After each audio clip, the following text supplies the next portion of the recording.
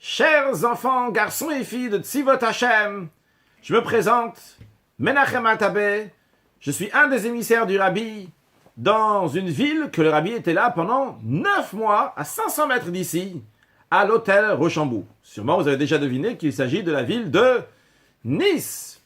Aujourd'hui, le dernier jour du mois de Hadar, la veille de Rosh Chodesh Nissan, j'aimerais partager avec vous une histoire qui nous rappelle l'importance de la simcha, de la joie, à chaque instant et dans toute situation.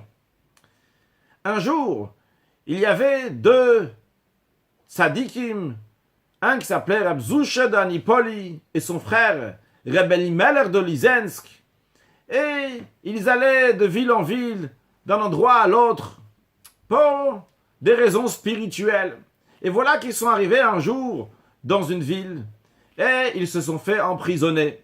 Ils sont rentrés en prison dans une cellule dans laquelle il y avait plein de paysans, de brigands, de voyous, des non-juifs qui étaient là-bas. Ils sont arrivés et ils ont passé la nuit là-bas. Le lendemain matin, Reb Zusha d'Anipol il se réveille et il voit son frère, Reb Elimelech, qui est en train de pleurer. Reb Zusha se tourne vers son frère et dit « Melech, qu'est-ce qui t'est arrivé? Comment un juif, un chassid, il pleure, il n'est pas joyeux? Qu'est-ce qui t'arrive? Qu'est-ce qui se passe ?»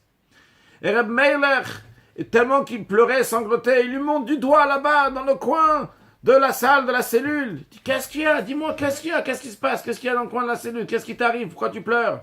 Il dit « Regarde, il y a un pot pour que tout le monde puisse faire ses besoins là-bas. Il y a un pot.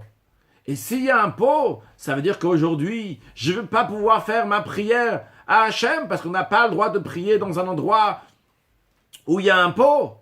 Alors, je ne pourrai pas faire ma prière. C'est pour ça que je pleure. » Reb Zusha se tourne vers son frère Reb Melech et lui dit « Mais qu'est-ce qui t'arrive?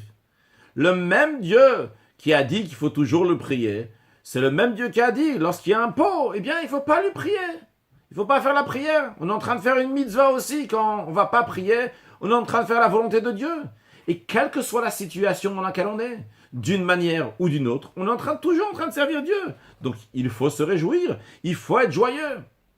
Reb Melech a dit à son frère, « T'as raison, il faut être joyeux. » Et comme ça, les deux se sont réjouis, ont commencé à chanter, ont commencé à danser, et comme cela aussi, ils ont éveillé tous les gens de la cellule qui étaient là-bas, et tous, ils ont commencé à danser, à faire une grande fête avec eux.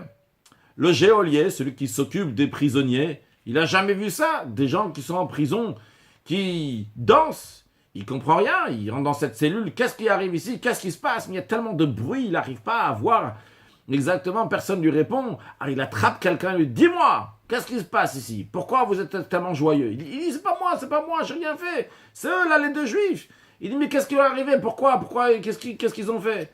Il dit « Je sais pas, ils ont parlé, ils ont montré du doigt, ils ont montré le pot ce matin, ils ont discuté sur le pot, ils étaient très contents, et ils ont commencé à danser. » Alors le geôlier, il a dit « Ah, je sais pourquoi ils étaient contents. Ils étaient contents que même s'ils sont en prison, ils peuvent avoir un pot avec eux, au moins pour faire leurs besoins. Alors, je sais ce que je vais faire. Je vais enlever le pot d'ici. » Et c'est ce qu'il a fait. Il a enlevé le pot. Et comme ça, Reb Melech, Reb Zusha, ils ont même pu faire la tfila.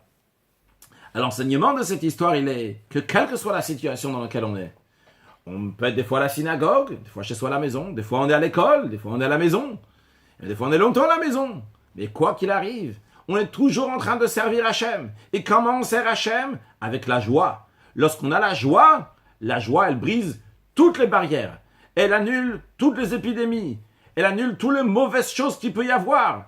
Et ça brise même les barrières du positif pour que ça va être encore plus positif. Alors, continuons à faire les choses joyeusement.